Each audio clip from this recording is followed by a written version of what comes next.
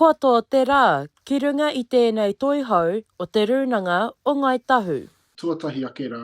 He pauri, he āhua pauri te kākau ki te roko ki tēnei mahi kei muri te arawaro. Ekari, he awa nō ne. Nō te wiki nei tau ki ai a Arihia Bennett I tōna rihainatanga mai I tōna tūranga kai whakahaere matua no Te Rūnanga nei. Te kaumārua ngā tau kua whakapito ngoi mo tōna rahi, waihoki mo te reanga hou.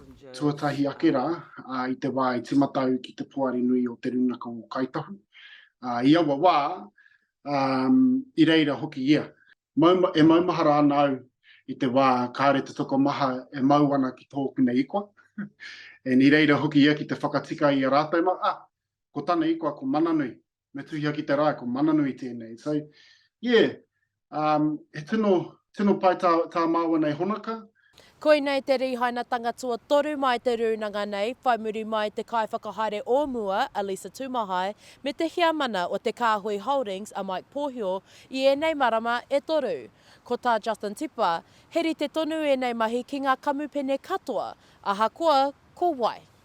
Āna, ko I te mahi nui a Te Rūnanga, ko I te mahi nui a ngā puari katoa, te rapu I tētahi toihau e tika ana, no reira. Ko tahi noiho te kaimahi a Te Rūnanga o Ngāi Tahu, ko te CEO meki, no reira. Āna, he mahi nui mā mātou. O ke au nei, mate ata mai he tētē kura whakaeke mai he tētē kura ne. Aha koa te neke taka o etahi, kei ko nei hoki te tira. Te toko maha o ka tētē kura e kōkiritia ka wawata. Engari, ko te pātau o te wā, mā wai rā e whakaki I tēnei o ngā tūranga. Kaupapa nui tēnā, te mahi CEO ki au nei. Mēnā ka hoki taku mahara kia arihia. He wahine mōhio ia, anō he wahine marae. Ki au nei, arā ka ahotaka pai mō tētahi atu. Mēnā ka whiurika tētahi atu ki au nei, ko tāku ki a rātou ki a ia. Kahana ki te hikoe haere kei roto I tēnei a hurihuri, me te a o te marae. Ki au nei, koe nei te mea whakahirahira mō tēnei tūraka. Kaha ki te kōrero, ki te tū māia ki roto I te ao Māori, me te ao Pākehā.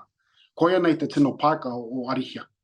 Hei te mai he, ka heke atu a Bennett mai tōna tūranga, a e tohu ana he kairiwhi hou mo te iwi. Shakayla Andrews-Alapaki, Tahu News.